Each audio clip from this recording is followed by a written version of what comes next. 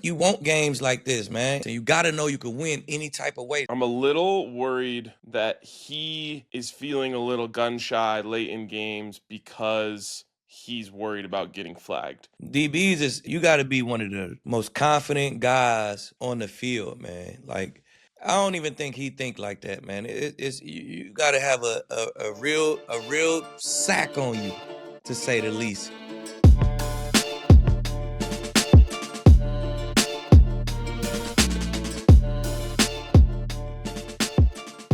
Ladies and gentlemen, boys and girls, welcome back into the No Lie Zone, aka the No Loss Zone. Broncos stay undefeated in the history of the show. RK alongside my guy, Aqib Talib. Aqib, man, first of all, I got to ask you, how was your Thanksgiving? It was great. It was great, man. My immediate family, my wife's immediate family, came to the house, man, and she went crazy in the kitchen. Wifey went crazy. My mom, the mother-in-law, helped a little bit, but for the most part, she did it all herself, man. Went crazy like she always do. This ain't nothing new, you know what I'm saying? So watch a little football, had some nice entertaining games. Hey, man, I can't complain, man. How was yours? Mine was fantastic. So much football, a lot of family time. Got to see my niece. Got to see my other niece, which isn't necessarily blood, but one of my best friend's baby daughters. So it was Yeah. fantastic. What's a Thanksgiving like in the Talib household? Hey, food and football, man. Ain't nothing special, ain't nothing major. Uh like I said, both sides of the family, we all usually come to my house. I got the big house, you know. Put the spread on the island, you know what I'm saying? Football on every TV, couple drinks, you know what I'm saying? Nothing major, man. Just a nice laid back day. I love it. I love it. And then that brings us into that chaotic mess of a football game last night. And I gotta say, also entertaining. And of course, Very. as they always do, the Broncos find a way again. What was your immediate reaction to that one? It was a good win, man. All wins ain't gonna be blowouts. You know what I'm saying? I don't even know if you want all wins to be blowouts because we seen the Broncos have all blowouts and go to the chip and do what, RK? What they do? They went to the chip, they saw Seattle and got blew out. You feel Yep. me? I don't think they had enough calluses on their hands that year. You know what I'm saying? It was too easy. You feel me? So you want games like this, man. You look at teams like the Eagles last year, they had like 8 or 9 one-score games. You look at teams like the Chiefs when they the last time they won it, they had like 8 or 9 one-score game wins. You know what I'm saying? So you want to have games like this. You got to know if it come down to it, we need to stop on a 2 point. We done that. You know what I'm saying? You got to know you can win any type of way. So, hey, I love it, man. I love it. Bo looked fucking great. You know what I'm saying? The defense traveled and they was a step slow this week. So that's gonna happen sometimes too, man. I remember 2015, it happened to us. We went to Cleveland. We traveled to Cleveland, playing a bad football team. We just knew we was gonna beat their ass. They came out, play their A game. We in overtime with them boys. We let Cleveland give us 23 points, which was a lot for us. You know, we probably was giving up in the teens somewhere. We let Cleveland score 23 and take us to overtime. Shit, that's a bad game for us. They had a lot of yards. Come on, man. This shit happened, man. But good teams find a way to travel across America, not be on your A game, and still come away with a win. Yeah. It's funny because last year, had there been a game like this, we would have been thinking like, oh man, how are they going to find a way to lose this? Right. And this one, I mean, all the way down to it gets to the 2 point conversion. Like you're just thinking, like, I got a feeling they're going to find a way to make a stop here. I got a feeling they're going to Yep. find a way to make a play, and that's a special thing. And you know that they're feeling it too, and that's something we've talked about quite a bit on this show. Exactly, man. So it's like I say, it build calluses, man. You need them calluses on your hands. You know what I'm saying? You put that work in and eventually that confidence grows, man. So I bet you nobody on the Broncos team doubted whether they was gonna win or lose that game. They was just waiting to see who was gonna make the play. I have my answer to this question, but before I say anything about it, I want to hear if we're on the same page here. I think when you watch a game like that, you can almost tell early on that it's not going to be as easy as you thought. So, in your opinion, Aqib, why was that game closer than maybe anyone in Broncos country wanted it to be? Because the Commanders came out with a great game plan on offense. You know what I'm saying? They ball controlled, ran the ball through short passes, converted on third down. At the beginning of the game, it was a lot of runs too. A lot of runs that converted on third down. Quarterback running, running back running. So they just came out with a great game plan and executed. They played their A game. You know what I'm saying? If we play a bad football team and they come out and play their A game, hey, it's still the National Football League, man. The difference between a bad team and a good team is very slim, man. One team know how to win games, and that bad team don't know how to win games. So, you know what I'm saying? It's the Commanders has lost. They lost a lot of close games this year because they're a bad football team. They keep it tight, then they lose at the end. They get blew out sometimes, but shit, they beat the Chargers. They took the Bears to the wire. Them good football teams. They took the Broncos to the wire. You know what I'm saying? It's the National Football League, man. So to answer your question, man, they came out with a great game plan. They executed their great game plan. And I feel like the defense was a little groggy, one step slow. And on so many plays, we was one step slow. The pressure wasn't really there. You know what I'm saying? It was a slick ass surface. Everybody was slipping all over the place. I feel like if it's a slick surface, that kind of helped the O-line more than it helped the D-line. You know what I'm saying? The D-line can't really bend them corners, get that pressure like they want to. I think that played a major part as well. Yeah, that reminds me of, what was it, the Chiefs? It was actually the first Chiefs Eagles Super Bowl, and that was the one that was in Phoenix. And I Yep. remember the Eagles pass rushers, I think they led the league in sacks that year. And Yep. their pass rushers were just slipping and sliding all over that field and That's could all they not get wanted to talk around. about, right? We couldn't get our footing. We couldn't. Yeah. Yes, it favors the O line in those situations. So Mariota had a lot of time last night, and I think that definitely was due to the surface. Yeah, so that was exactly what my thought was too. As I watched early in the game, one, they were successfully running the football, which if you can do that, you're going to be in a lot of football games. And then the other one was, I thought they had a really great game plan to get the ball out of Mariota's hands quickly. Yeah. And it took a while for the Broncos to adjust to that and make it more difficult on them. And then by that point, I thought Mariota was in his bag. He was kind of feeling himself and started making some downfield throws that were super accurate. So Yep. it happens in the NFL where you let these guys who are also elite athletes feel Yep. like they can play with you, and they can't. It's a momentum game, man. We let them make a couple plays early. They caught their momentum. They ran a bunch of rub routes all game, especially on third down. So that started making Vance call a little more zone because they kept rubbing us. Then, Mariota is a vet, man. He been in the league long enough to recognize zone, find holes in the zone, especially when he have time. You know what I'm saying? When we sped him up, we damn near picked the ball off. When we let him sit back there and had time, he made good decisions. So, hey, man, tip our caps to him, man. Hey, take that dub, take that L home with y'all.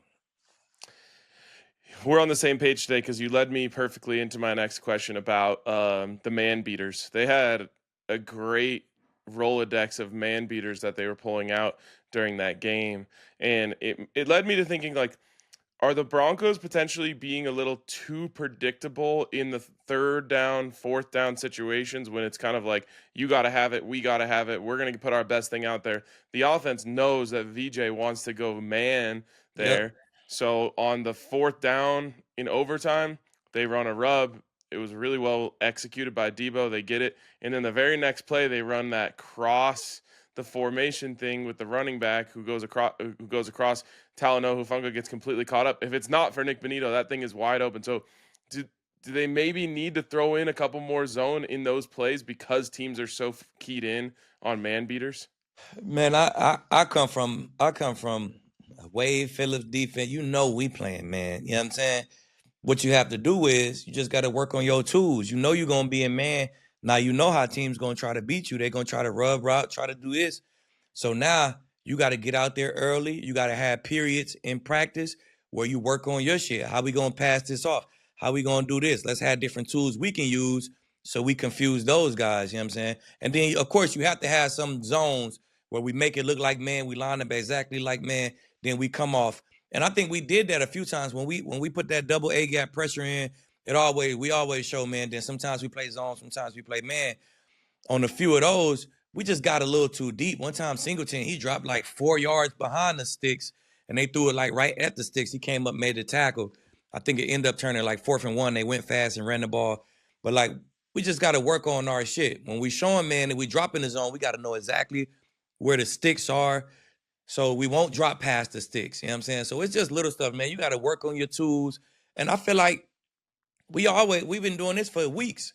You know what I'm saying? And usually we better at it. We better at passing stuff through or creating room so this guy can get through. Or we usually good at it. But like I told you, man, that West Coast to East Coast or East Coast to West Coast flight, it always had you a step slow, man.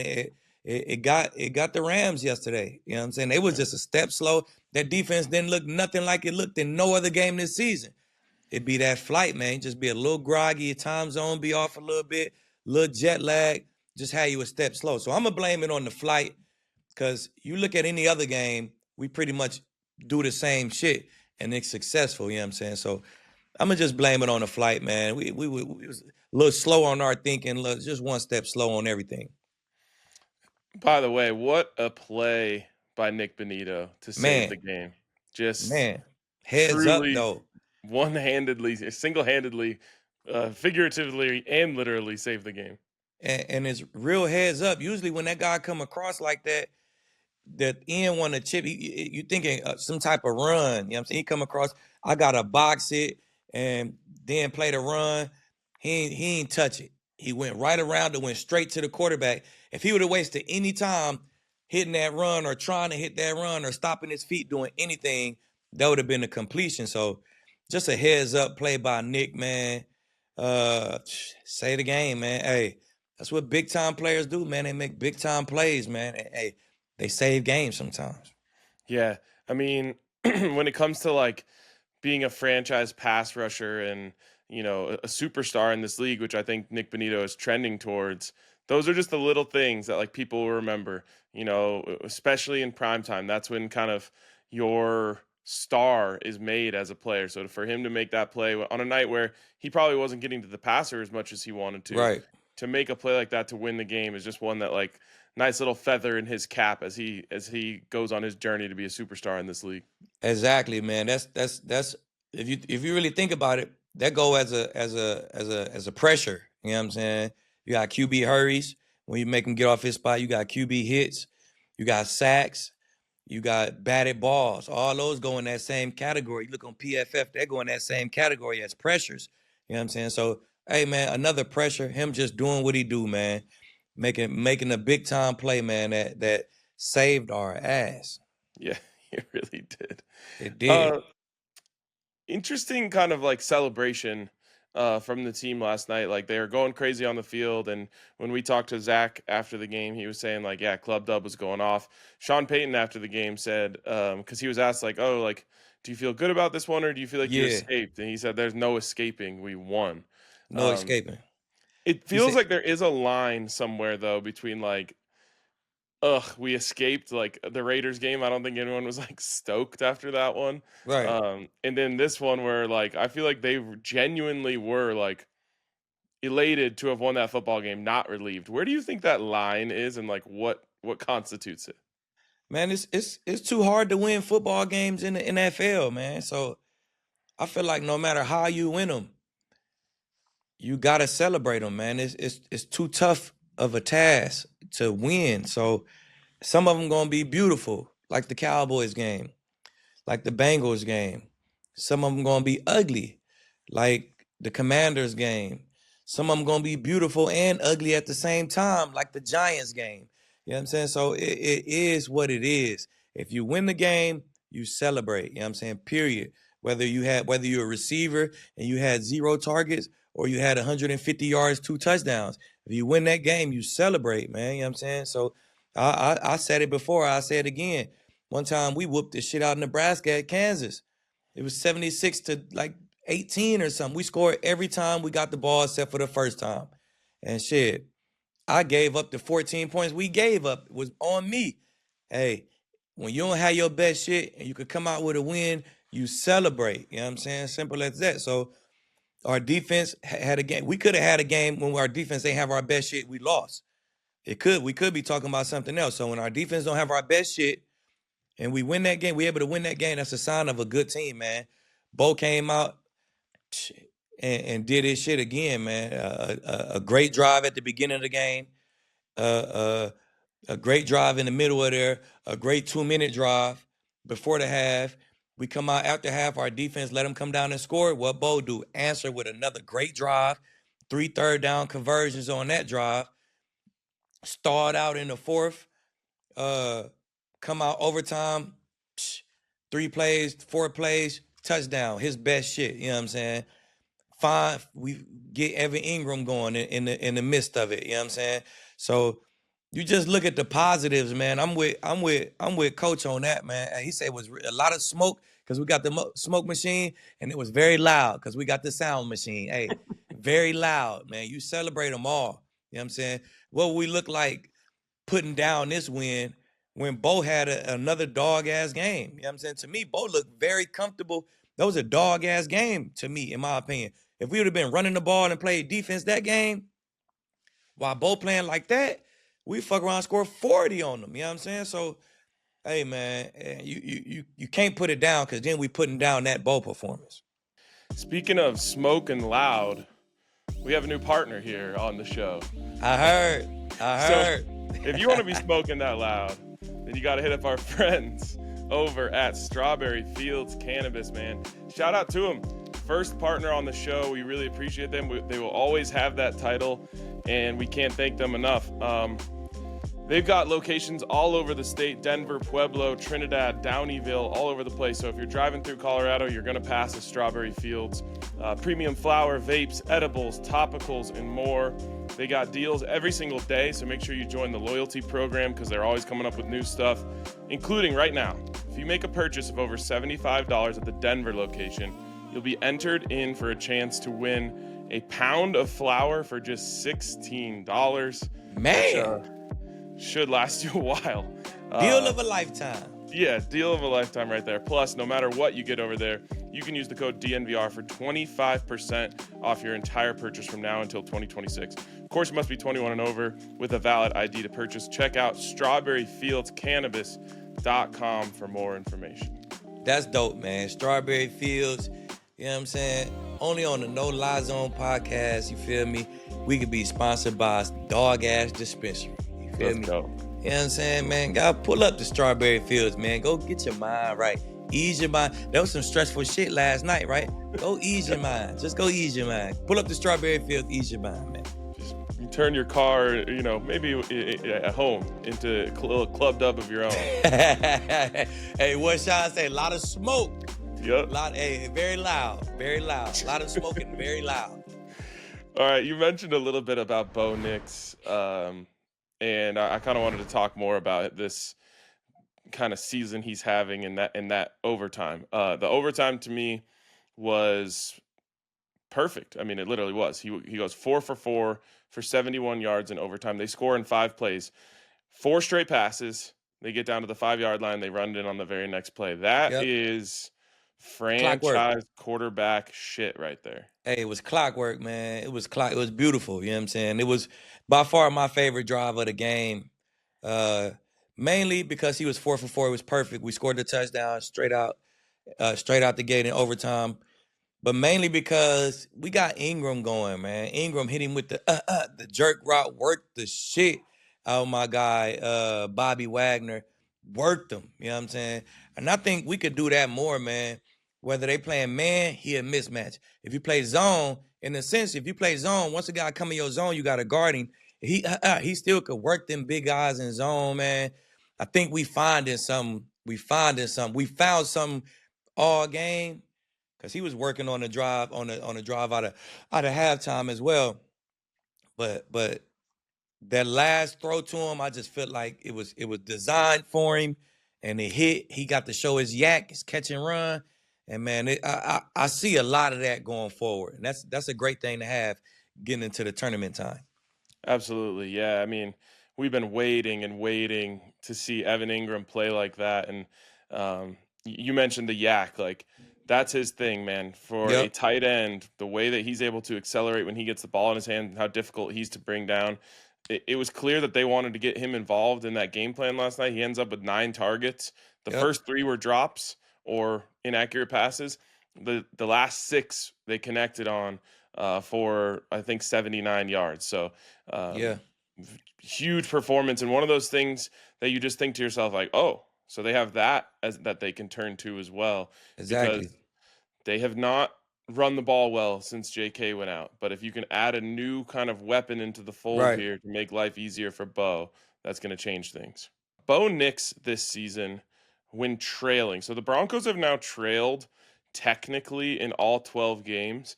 2 of them, of course, they lost on the last second field goal. So they didn't really actually trail in the game. But during all 10 wins, the Broncos have been losing at some point in the game, which means that every time Bo Nix has had an opportunity to bring the team back, he has. When the Broncos are losing this season, Bo Nix is 118 of 191 for 1,300 yards, 12 touchdowns, and 1 interception. And that one interception was just last night, huh?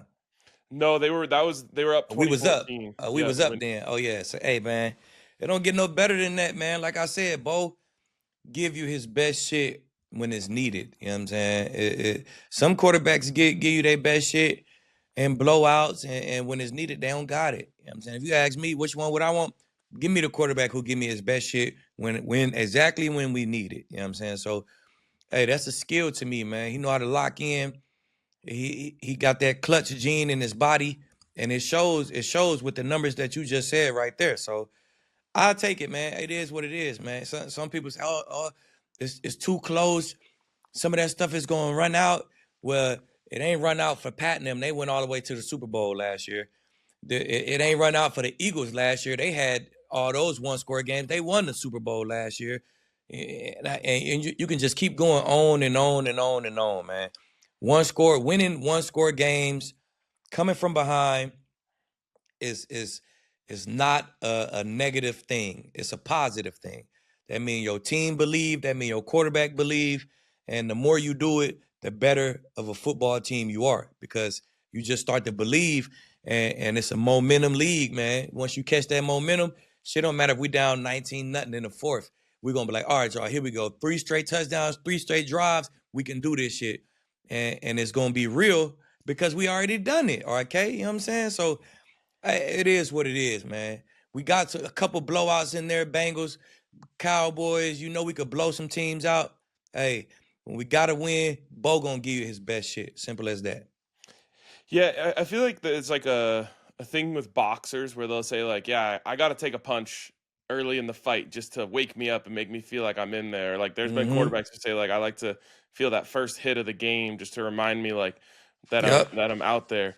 I think there might be something to Bo like needing a little kick in the ass. See the other team go and score and he's like, I got to go do this, because after I saw that stat, I thought to myself like, it feels like every time the other team takes the lead, we go down and score. And so I'd look that up too.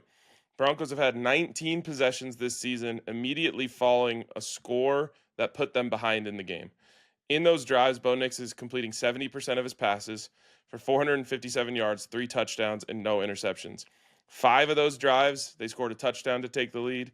2 of them, they kicked a field goal to take the lead. And 2 of them, they kicked a field goal to tie the game, which means like 30% of the time that they go down, they take the lead back on the over 33%. They take the Right. lead back on the very next possession. Hey man, it just go to show you, man. Gotta have it, Sean and Bo. It ain't just Bo, it's Sean too, because he get to dialing that shit up. Some people say, well, we just need to go tempo all game. No, we don't. No, we don't. You know what I'm saying? It might not look the same. It might not be as effective if we do it all game. We say that tempo shit to when we get down, if we need it, we speed up that tempo and Bo get the cooking. You know what I'm saying? So Sean know what he doing, man. Let him cook. You know what I'm saying? Just let him cook. It's like the people who say, why don't they make the whole plane out of the black box if the black box always survives the crash? Exactly. It but might but not be as effective, right? yeah, exactly. I I am curious, do you think that tempo is something that could almost be like a maybe like an emergency parachute. Speaking of plane crashes, like an emergency parachute if you're in a must-win game, whether it be to decide the 1 seed late in this season, or obviously once you get to the playoffs, where it's like, okay, we need to pull something out of our sleeve here. Let's pull out the tempo offense. Do you think Sean is kind of protecting it in that way? Yeah, I think that's what he do now. We kind of save it to when we need it, and when we need it, you haven't seen it all game. You know what I'm saying? You could try to prepare for it, but you can't really prepare for that, man. You can't really prepare for it. Uh, we really good at it, and when we bring it out, we very successful. So I wouldn't overdo it neither, man. I would use it when I need it. I know I can lean on it. I know we good at it. I bet you they practice it a lot. I bet you they practice it a ton. That's why they so good at it. So I think he's using it perfectly fine. Later in the season, if we start the game and it's not going that good, we get behind, he gonna do it. Whoop, we gonna catch up. Like so, I think he's doing a great job leading the guys, a great job running the show. We gotta run. We gotta find a way to run the ball better. That Dobbins been down. Now that Dobbins been down, the run game has kind of decreased a little bit. I remember at one point we was like fifth in the league. Right now we like 10th in the league, so it's declining, and it's not really on the O line, man. I'm gonna tell you that because I watched the game. I kind of paused it like, damn, it's a little lane right here. Harvey went outside, so he just don't see it the same as Dobbins. He'll start seeing it. He younger, man. He'll start putting his foot up in the ground, getting up in there, man. So or he gonna have to. You know what I'm saying? So he doing a great job though, man. He catching the ball out the backfield. He's still getting big runs when he need them. But I just feel like it's not as consistent as when Dobbins was doing it. But keep that tempo offense in your back pocket, man. Let's use it exactly when we need it and let it stay as effective as it is right now. I forgot I have one more Bo stat I wanted to throw at you. I feel like I gotta, sometimes give you some of these so you can pull them out in the arena. Nah, for Um, real. so I'm clocking them in my head. yeah, exactly. So Bo Nix now has 6 game-winning drives this season, which is tied with John Elway for the most in Broncos franchise history. He now has 9 in his career so far through 2 years. So I haven't even posted this one. I looked it up right before the show. The record for most game-winning drives in the first 2 seasons of a quarterback's career is 11, and it's actually tied with Vince Young and Deshaun Watson, Mm. and then right in front of him, or right in front of Bo, is 10, and that's Andrew Luck, who had 10 of them in his first 2 years. So Bo now, with 5 games left in the season, has a chance to potentially break the record for most game-winning drives in the first 2 seasons. That's dope. That's an amazing stat, man. You gonna have to text me all these. You gonna have to text me so I got him for some ammo when Skip started talking that shit. You know what I'm saying? You know what I'm saying? But that's just dope, man. That all those guys you named, them clutch guys, man. Them are very clutch guys. You know what I'm saying? Andrew Luck to Vince Young. We seen all these guys do it in college. We seen them do it on every stage, man, at the highest level. You know what I'm saying? Deshaun. So to be in that company, that says a lot. You know what I'm saying? So kudos to Bo, man. Hopefully we don't gotta come back no more. But if we do, we got all the confidence in the world in Bo because the proof is in the pudding. Yep. And if anyone says, "Oh, game-winning drives," that just means they didn't, take care of business early in the game. Well, the two all-time leaders in the stat are Tom Brady and Peyton Manning. Come on now. Anybody would have guessed that. You know what I'm saying? Yeah. And I bet you Patrick Mahomes ain't too far behind. Facts. Um, are you worried about the running game? Nah, I think we gotta get it going. We gotta get it back going. And it'll get going. He gonna do the same thing that I was doing. I'm stopping the tape like, damn, McGlinchey washed this dude down. The end is like 3 yards that way. You gotta stick your foot in the ground, get up in there. Harvey decided to go outside. So long as he see it, man. You gotta get coached up on it, man. You know what I'm saying? And you see they starting to sprinkle other guys in there, you know what I'm saying? Seeing who gonna see it. Running back is, man, who's seeing it the right way today, to me. You know what I'm saying? So, hey, if Harvey ain't seeing it, man, then you let him just do the pass stuff.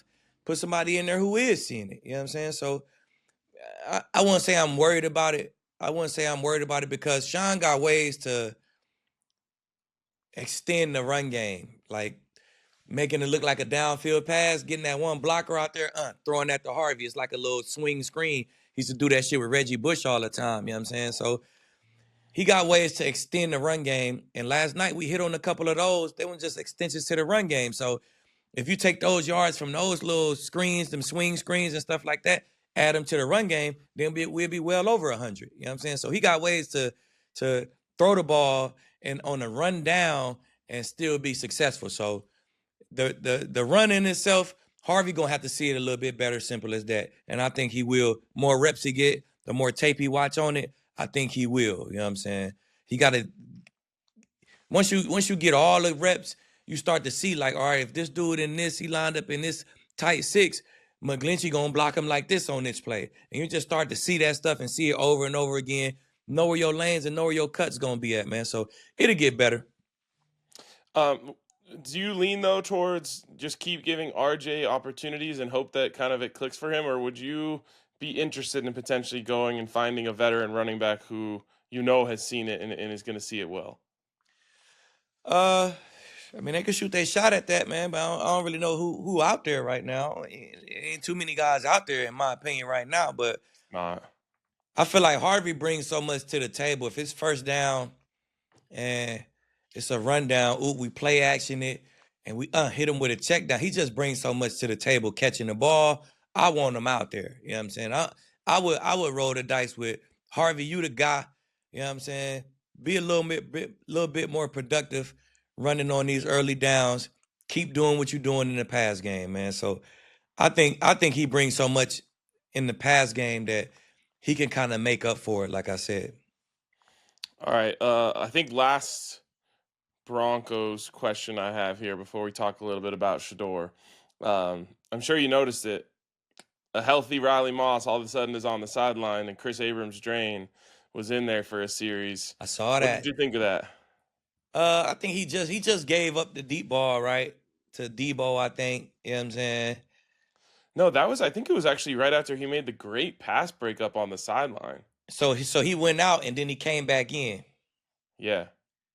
So he went out for a series and Cad came in and then he came back the next series like he was on the field goal block there. And what's interesting is Sean was asked about it after the game and he kind of danced around the answer a little bit, but he was like, "Oh, like once Pat came back, we just like wanted to, keep Chris in game shape, so we wanted to get him a couple of reps." Oh, I don't know, man. I personally don't like it, man. I thought Riley was having a solid game until the Debo play. That was the one hander. That is what it is. The Debo play, you kind of stopped on and looked back slow. Like, come on, man, that's crunch time. We just can't have that in the fourth. We can't have those kind of plays in the fourth. You know what I'm saying? But I thought he was playing a damn good game. You know what I'm saying? He had a pass breakup on the long second down pass. He had a pass breakup on the third down. I thought he was playing. He was penalty free. I thought he was playing a solid game, man. So I really don't like it. If I'm the D coordinator, DB coach, I'm not doing it. But hey, they want to get Abrams Drain some reps. I guess some meaningful reps. They did it, and hey, I don't know if Riley got a problem with it, but the shit wouldn't fly with leave though at all. I believe that. Um, I have to admit, so I was talking about this with Benny last night, and I've been on Team Riley all along as well. Um, I'm a little worried that he is feeling a little gun shy late in games because he's worried about getting flagged. And I listened to him on PS2's podcast, kind of talking, and like it's clear, like he knows what's going on. Right. He's very aware, and like I just worry that like as they're driving down in overtime or even before overtime in regulation, he's worried like, oh man, they're gonna isolate me, and I'm afraid they're going to throw a flag. Man, I don't think DBs think like that though, RK. Like DBs is one of the you gotta be one of the most confident guys on the field, man. Like For us, giving up 50% of the catches is just part of our day. You know what I'm saying? You could look at the completion percentage on Pat. It's probably 50%. You feel me? It's just you just minimize the deep shit, make a couple plays, then you pat. You feel me? So I don't even think he think like that, man. It's you got to have a real sack on you, to say the least, to play corner. He's been starting corner in the league. We all done got flags. You know what I'm saying? I think he just lost focus on the Debo play. Flags. I don't think that's the reason he lost focus. He had him pinned. He looked back for the ball. He slowed down. Then the ball was kind of. They both kind of slowed down. And Debo kind of sped up before he sped up. You know what I'm saying? So Debo kind of lulled him to sleep with a vet move because he don't got the speed to run by you. He kind of fought, slowed down, then sped up again, and it was a bullet. Man, Jordy Nelson did that shit to me one time at K-State. I'm in perfect position. He slowed down. By the time I look back, he sped up on me, whoop, caught the thing, went and scored on me. You know what I'm saying? So it happens, man. The shit happens.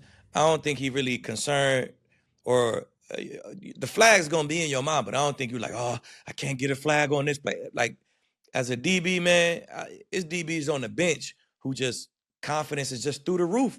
We just don't think like that. Okay, good. Well, Benny's solution was if that is happening, that he just needs to get on the phone with you and you'll get him right. And that ain't gonna do nothing, man. Hey, ain't no phone call gonna do nothing, man. Throw him out Actually, there in that water. Hey, get in this actually, water, I think he baby. Hey, said you you got got to it. get You in the gonna film drown or room. you gonna swim? Hey, you gonna sink or you gonna swim, man. It is what it is. We counting on you. You either gonna succeed and be a starting corner in this league, or you gonna fold. And Cat ain't only gonna come in for one play, he gonna be in forever.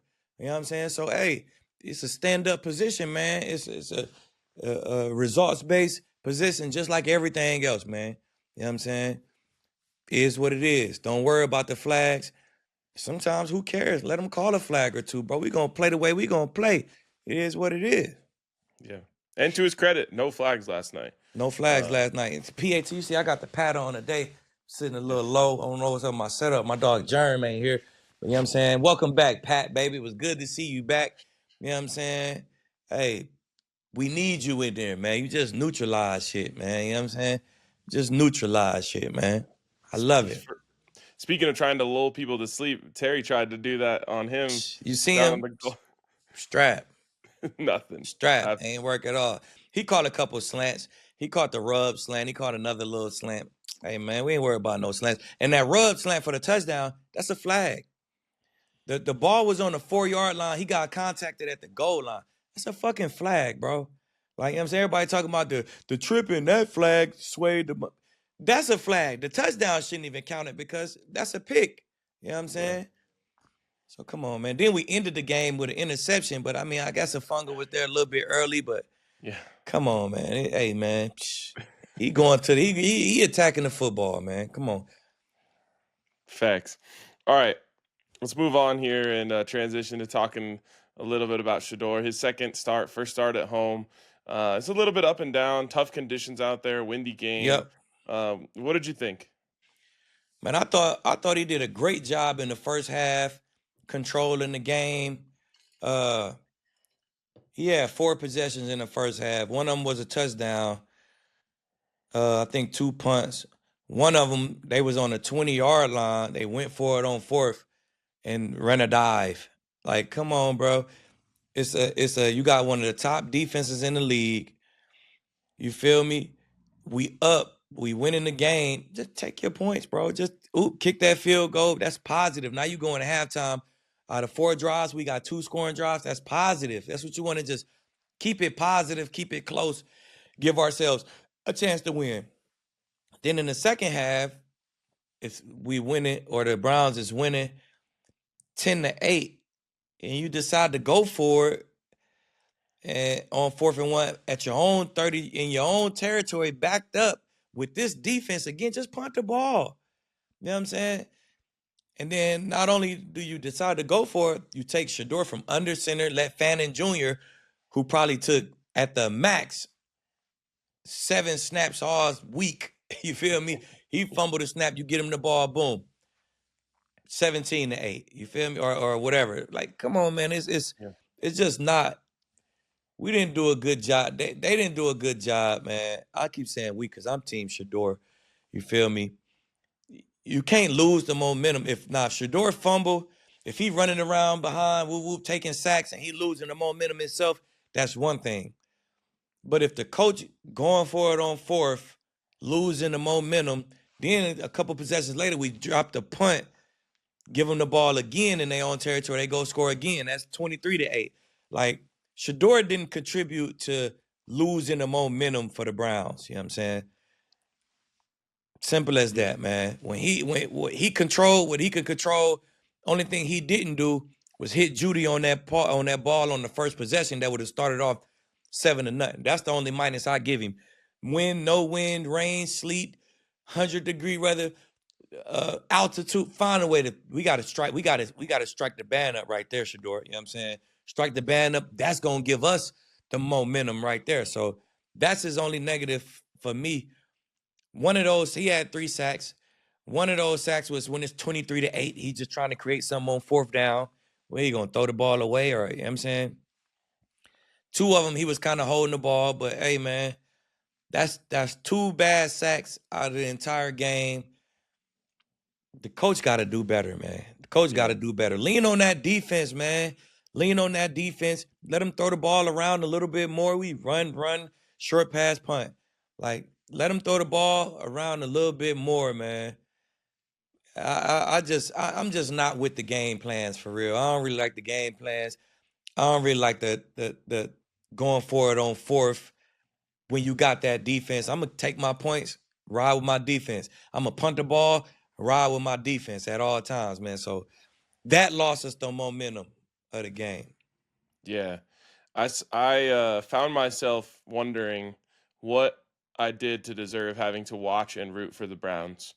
Um, Right. because my God, man, and I've got a good buddy who's a Browns fan, and he's like, this is how it's been forever. Like, the kick returner toe taps on the sideline. Wow. That's another loss of momentum. You That's a lose momentum, nothing to do with Shedeur. Just start on the 5, Shedeur. Like, come on, man. you let it go out of bounds is at the 40. It's a 35-yard mistake right there. Then the punt returner muffs a punt. The play calls on fourth down. I'm sitting here thinking like I feel so bad for Browns fans that this is what they have to deal with on a week in, week out basis. Man, it was terrible, man. It was terrible. Then Shedeur, his field position, he start backed up all day. Like the field position was terrible, man. It's hard enough to score a touchdown in NFL, let alone you backed up all damn day. You know what I'm saying? So, hey, man, you got a good defense. Play like Bo. Sean ain't gonna go for it on his 33, 4th and No. 1. He ain't going for it, bro. I got one of the best defenses. The Broncos got the best. The Browns got one of the best. Lean on your defense, punt that ball, play defense, man. They playing good football. You know what I'm saying? Yep. Like, come on, man. You tripping. Making bad decisions as a coach, man. It feel like I really feel like it's on purpose. Like, you put them in fucked up situations. I don't know. Yeah, it's weird. Speaking of weird, what did you think of Judy on the sideline? Judy just being the number 1 receiver. You're a number 1 receiver, man. You make $30+ million.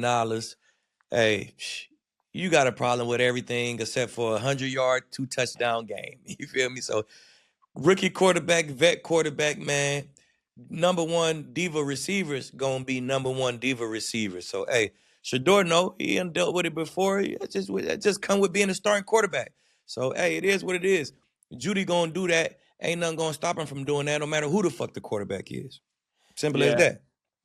yeah. I mean, we've definitely seen it before. Like, Shedeur and Travis obviously had a special relationship, but like, there's times where Mm-hmm. Travis comes over, he's like, "Hey, like I was open, blah blah." Like that is what receivers do. That's just what they do.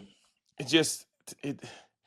I feel like as a veteran working with a rookie quarterback, you got to be the one who's over there like, "Hey, I think you might have had me here. Like next time, let's keep an eye out for it. Here's what I'm seeing. Here's what you're seeing." Like, I don't think it's productive for a rookie quarterback for you to be showing them up on the sideline to the Yeah, but point that's where that's the just center had to that's their stand up and be like, personalities. The O-lineman gonna come like, hey, we good, we got you, you know what I'm saying? They gonna big him up. Hey, you'll make that throw next time. The DBs, we gonna come over there like, hey, Shedeur, you straight, baby? Hey, you straight? Hey, look, glass half full. Hey, look, he open. He gonna be open again. You just hit him. Like, we gonna keep it positive. Wide outs, man, they don't give a fuck, RK. Hey, they don't give a fuck, man. Vet, rookie, sophomore, man, they don't give a fuck, man. Hey, look, you seldomly get a guy like Court Sutton who just cool, calm, and collective, go about his business, always positive. You rarely get guys like that, man. Your number one guy. You rarely see that. You know what I'm saying? So Bo got a blessing, man, but all of them ain't like that. Yeah, and on Stefanski's decisions, I had to laugh when Shedeur was asked about it in the post game presser, and the question was like, "Do you like the aggressiveness?" Shedeur sometimes is just bad at hiding what's actually on his mind because he Yeah, immediately is like, "Whoa, you're trying to get me to criticize the play calls?" The guy's right. like, "No, I'm not. I'm just asking if you like the aggressiveness." Well, I ain't gonna go against the coach, you know. Like, I'm like, hey, you're telling nah, me for real. exactly what you're thinking right now. Exactly, man. So I mean, hey, I felt like he answered it the best way he could. What I ain't gonna do is go against the coach, man. I'm happy to be out here playing. You know what I'm saying? So whatever come with that, gonna come with that. It is what it is. Whatever he called, I'm gonna run. You feel me? He tell me to Yep. jog off the field, put somebody else at quarterback, and let them take a snap in the red zone or in 4th and 1. That's what he called. But he did say that, man, he just got to let me be more involved in the offense. Let me be Shedeur a little bit more. Let me spin this thing. Let me find a little rhythm. He did say that as well. Yeah, it's funny because he said the right things, but I heard what he was really thinking, which was no, I hated those fucking calls. Exactly. We all did, Shedeur. It's all good. All right, Emma has a video that I want to play here, and this is an impromptu game called "Who Does This Remind You of?" Okay. So let's bring up this video. He's a hoe, and I want that known. Like, I see why he got punched in the nuts, because that's some, like, he says some things that you should not say to another man ever. But like, I don't Shelby. respect it because you say Hey, that I then know run I used to behind your play O with line. Shelby, right? That's some real Yes, soft Yep. shit. Shelby And I was in want that Denver with me. known. I see exactly why they punched your nuts. I'm surprised nobody punched him in the Shelby jaw just yet. trying to get a sound bite. He got the show cracking. They got the Harris's show cracking. You know, he's just trying to get a sound bite. It remind me of me though. You know what I'm Yeah. saying? But hey, it ain't. I ain't said off what somebody said though. That's the difference, RK. I'm not gonna go to the media like, bro said this, cause I done said some crazy shit on that field. I done heard some crazy shit on that field. I done been called some crazy shit on that field, RK. It's all in the game. It's the heat of the moment. We saw alphas out there. Guys gonna say some crazy shit, man. So I ain't gonna hold a guy to what he say. Now, when I did mine, I was talking about what a guy did. You know what I'm saying? That you actually Mhm. took a shot at my dog knee, and I didn't approve of that shit. You know what I'm saying? So go to the media about something somebody did, not about what they said. I don't know what he was saying out there, man, but he had Like, all what of could them it were. possibly be? You feel me? I Like, what could you say that you should never say to another man? Like, what you tell him? Suck his, you feel me? Like, I'm saying, like, I done heard that so many times on the field. Like, come on, man. What we talking about here, man? So, hey, Shelby, hey, I feel you, man. He trying to get the show popping. That's probably gonna be the number when you see the show, when they advertising for the show, they gonna have that clip right there. You wanna know what Shelby think about it? Tune in to the Harrises. Yeah, if I would make the headline, "Here's what he said," because Yeah, that give yeah. me the Like if click. you want to know what he said, Yeah, tune in. Like, come on. I feel you, though. I feel you. Hey. You in year 12, man. You know what I'm saying? Hey, the time almost up. Get the show popping. Get the show popping, Shelby. I get it. that's great. Do you remember any like out of everyone that you played against, who talked the craziest on the field? No lie, probably Pierre Garcon, bro. Like, hey, he used to say some shit. I was like, hey, all right, fam. You know what I'm saying? Then I just go back right with him. I'm gonna see you say some shit. I say some shit. You know what I'm saying? Hey man, guys talk crazy, man. I remember I talked so crazy to Julian Edelman one time. I got up from the pile. It was the play, AFC chip behind the line. Chris hit him, bam. I came and capped it off, hit him. And then you see I kind of like, you can kind of see how I like ended it. You can see the clip. said something so flagrant. After I'm like, damn, Jules is my guy, bro. Fuck, I got to see. I wonder if he mad at me. You know what I'm saying? I'm sorry, Jules. You feel me? Like, but man, hey, it's just the heat of the battle. You feel me? It's the heat of the battle.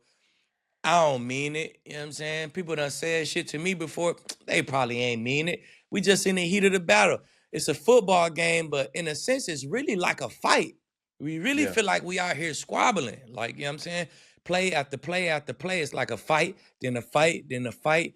Then if you start going back and forth with somebody, it's really like a fight. You feel me? So, hey, man, God's gonna say some shit they don't really mean, man. You can't go to the media over somebody said. All right, I like it. Emma, we should send that clip of Aqib telling that story to Julian for him to talk about on his podcast. I want to hear his perspective of that. Don't tell him what I said, Jules. Don't tell him, man. Don't tell him what I said, man. I wonder, do he remember that shit? He probably don't even remember, man. You know, Jules take a lot of hits and shit. He probably don't even remember that shit. You know what I'm saying? I'm supposed to go on there. I'm supposed to be going on their podcast too, man. Shout out, Jules. I'm coming, bro. I promise I'm coming. I had a lot of stuff going on getting this show right. I'm coming, Jules. I promise I'm pulling up, Brody. Much love, my boy. We're going to talk about that too, AFC Chip. That's gonna be must watch. For real. All right. So Shelby called him a hoe, and that leads. So Shelby called him a hoe. Well, that leads to our first mailbag question, which comes from Bryce, who said, "Is Lane Kiffin a hoe?" Hell no. How could you be? I don't get that. Like, we see it in the league all the times, man. We in the playoffs and shit. Assistant coaches go interview for other teams. The head coach, like, yeah, I give him permission to, man. Power to you, bro. Hey, you got a raise, man. But let's finish the job. Then you can go be that head coach. Like, what's the fucking difference, bro? He finna up his money by like fucking $5 million a year, $4 or $5 million a year. His recruiting gonna be better with all the NIL cash. It's a more appealing school. It's like a dream job, so to speak. You feel me? So, man, look, how can you tell a man and his family, don't take more money and secure your family? Don't take a dream job. Like, come on now. Just don't be butthurt about the shit. Tell him, like, hey, man, congratulations on your job. Can we just finish the job? You built this shit. Can we just finish the job, win the chip, man? I'm sure he gonna say, hell yeah, bro, let's win this shit. Congratulations. I'm gonna go in a team meeting with him. Hey, y'all, look, coach gonna take this LSU job. You know what I'm saying? We owe it to y'all to tell y'all. But before he take that job, we gonna win a fucking chip here. You know what I'm saying? We gonna finish what the fuck we started. I think the team will respond to that. The fans will respond to that. You know what I'm saying? If you worried about him recruiting and taking all the coaches with him, but he gonna do that anyway. He brought the coaches. You feel me? He gonna do that anyway, like he did. 4 or 5 of the coaches already gone. He gonna do that shit anyway. You know what I'm saying? So if you let him stay here for a month, another month, them same coaches still going. Before he took that job, you don't think he told them coaches, like, hey, man, I might take this job, man. You riding or what? He already had that conversation with them guys. You know what I'm saying? So he brought them guys. You feel me? So come on, man. I ain't really get it, man. The AD made a bad move. Now, hopefully, they get in the college football playoffs. They still got some momentum, and they could win a game or two or the chip. You feel me? But I think it's gonna be extremely hard without your whole offensive staff. You feel me? So he went about it. The offense, the AD is the one who tripped out, in my opinion. He the one who went about it like a hoe. Well, did you see the clip that was referenced here where what the guy on the podcast said that Lane took issue to? Nah. So he was quoting the song, I think maybe Project Pat. He said he's talking about Lane Kiffin before this all happened. He said, you can't turn a hoe into a housewife. Oh, yeah, I heard something about that. Yeah. So then Lane was like, you want to come call me a hoe to my face or whatever? He's like, it's kind of just making a reference. But everyone got on the guy, the media member, because he didn't like stand on business. Yeah, Lane ain't like that, man. Lane ain't like that. But, hey, it's college football, man. Like, hey, come on, man. That's like telling the Ole Miss running back, what's his name? I don't know. He the truth though. Hey, young bull is the truth. It's like telling him, hey, unless you want to give you $5 million, they want to give you $5 million more than what you making right now. You feel me? And you can Yeah. go. Like he gonna go. Like how can you not go? You feel me? Like come on, man. It's your job in a sense. Like come on, man. You could say Lane Kiffin is selfish all you want, but who ain't selfish? Who Yeah. ain't selfish? It's only eyes I could see the world out of is mine. And if damn Barstool called right now, like, hey, we want to take you from underdog, we gonna pay you $5 million more than them. I'm gone. Simple as that. It's about me and my family. This is how I see the world. This job is gonna better me and my family. I'm gone. So what's I don't see what's the big deal. Guys do it all the time. Like you feel me? I think Ole Miss probably could have matched, but I think in the end, like it comes down to also the prestige. I just think I don't think that he could have stayed. I get what you're saying, but like you can't like if he was going from Boise State to LSU, like you can do it because it's like okay, like we're afar, but it's like you can't have the head coach of a conference rival in Right. your building for the next 30 days. Like that Why just sounds not? crazy to me. Why not Because though? Okay. it just What is he gonna every do? What is he gonna do in them 30 days? Tell me. I mean he could like personally recruit each player on the roster to come with him. He's still gonna personally recruit every player on the roster. It just Okay. feels crazy, bro. Like you want Kansas State's head coach in the Kansas building for a month? Well, if that means we got a great shot to win a national title, he built all this shit. So now, yes, I would want him in my building. Now you're gonna be like, oh, Ole Miss, we still don't got a chip. I'm still mad. All the coaches still gone. All the players that he wanted to take still gone. Why would I be in that boat when I could be in we won the national chip? He took his coaches. Now that we won the national chip, maybe I can get another big dog ass coach in here who got a lot of, name, who can make players want to come here. Like maybe I can compete with LSU now that I done won the chip. You feel me? Like Yeah. maybe some of my players will want to stay now that I done won the chip. Maybe my NIL donations will go up now that I done won the chip. Now I could compete with LSU. Like, man, you got to use your leverage, bro. That was very dumb. That was a very dumb move to me, man. Like, you don't change anything by telling them you can't coach, you can't talk to the team. Like, bro, you don't change nothing. He's still going. You don't think people still going to recruit guys? Like, man, hey, man, come on, man. It's inevitable, man. It's gonna happen. It's gonna happen regardless, man. So, hey, just congratulate him. Use him while you got him. He built this shit, right? Use him while you got him, man. All right. You as always make a very convincing point. I'll be rooting for Ole Miss. I hope that they find a way to pull it off. They won't get popped in the first round. All right. Nah, they might find a way. They might rally around this shit and find a way. The new guy who gonna be calling plays, shit, he might be the new Lane Kiffin. You know what I'm saying? Yeah. He might come in and have his own little rhythm. He might be damn the new Sean McVay. You never know. You know what I'm saying? He might blow the doors off everybody, man. So, hey, I ain't gonna say I'm rooting for him. I ain't gonna say I'm rooting for him, but hey, man, I hope they do something. All right, next one's from Spencer. This is a quick one. Who's the toughest cover you ever win against? Megatron, Calvin Johnson, easy. He huge. First of all, 6'4". He fast like the fastest guy in the league right now. He got ball skills like Randy Moss. He got releases like Antonio Brown. You know what I'm saying? And he a fucking tough tackle like Derrick Henry. So if he catches a slant or something, you got to go tackle Derrick Henry. You feel me? So he check all boxes. He's the only receiver who I ever guarded who checked all boxes. Every single box was checked. He was missing nothing, man. Calvin Johnson, easy work. Damn. This kind of goes along the lines. Henry asks, with Bowers on the docket this week, like, what's it like? You might see Pat kind of go and guard him in certain situations. I think you did that a few times in your career. What's that like, kind of going from guarding outside to being matched up with the tight end?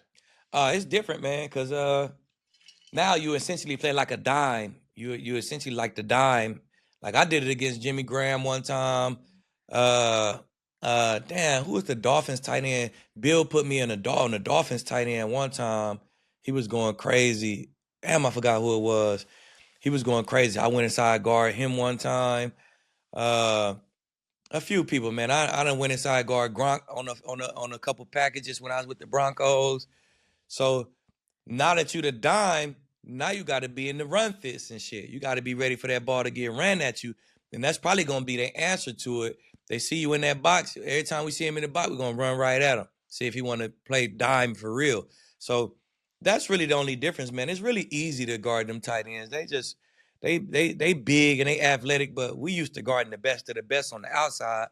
You put us inside on the tight end, it's really easy work. But now you just gotta know that box work. You know what I'm saying? You gotta talk a little bit more to linebackers and hey, pass stuff off if it's zone. You gotta know the blitzes. You gotta be ready to play that run. Fair. Anything to like being used to being outside, now you're inside and they have a two-way go? Nah, cause you just undercut everything inside. Like, you know what I'm saying? It's you can't run a fade inside. You feel me? You can run a slot fade, but even slot fades, they run them better now. They get them more wide now. But man, you just look you kind of could feel a slot fade, but on that island, man, you could inside release fade, you could outside release fade. So it's just a little more deep ball. It's just more lateral inside. You know what I'm saying? So long as you got good instincts, you can undercut everything. Inside was always much easier to me. You know what I'm saying? It's more space lateral. But if you can't go up top, I got somebody right behind me, I could just undercut everything and be cool. It's really easier to me.